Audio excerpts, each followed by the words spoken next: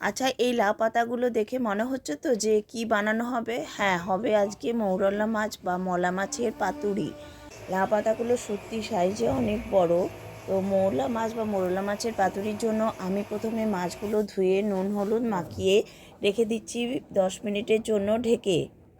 আর লাগছে 2 রকমের সর্ষে বাটা, তার সঙ্গে বেটেছি কাঁচা লঙ্কা, বেশ খানিকটা সর্ষে বেটে নিয়েছি। আর দিচ্ছি পেঁয়াজ কুচি, ঝিরিঝিরি করে একদম করে পেঁয়াজ কুচি নিয়েছি, টমেটো কুচি, কাঁচা লঙ্কা কুচি, আর নিয়েছি বেশ খানিকটা নারকেল কোরানো।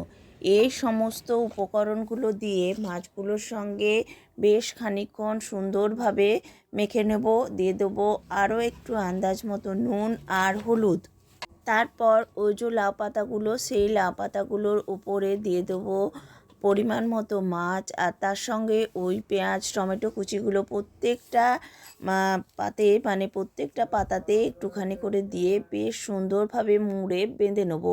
মোড়াটা ভালো করে লক্ষ্য করবে, আমি যেরকমভাবে মোড়াচ্ছি বাঁধছি ঠিক সেইভাবেই করবে, তাহলে আর খুলবেও না বা ফাটবেও না।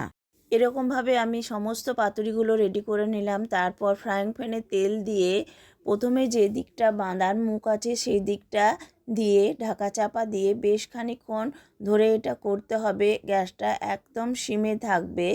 বেশ খানিকক্ষণ করার পর ঢাকাটা খুলে একবার উল্টে দেব, কিন্তু খুব সাবধানে উল্টাতে হবে যেন এটা ভেঙে না যায়। এইভাবে সব পাতুরিগুলো করে নেব। তারপর এই পাতুরিগুলো দিয়ে গরম ভাতে জাস্ট অসাধারণ, আর কিচ্ছু লাগবে না। একবার হলেও এইভাবে বানিয়ে দেখো। সকলকে অনেক ধন্যবাদ পাশে থাকার জন্য। যারা আমার চ্যানেলে নতুন আছো তারা অবশ্যই সাবস্ক্রাইব করে পাশে থাকো, যেন আমার নিত্য নতুন যে কোনো রান্না তোমাদের সকলের কাছে আগে পৌঁছে যায়। সকলকে অনেক অনেক ধন্যবাদ পাশে থাকার জন্য।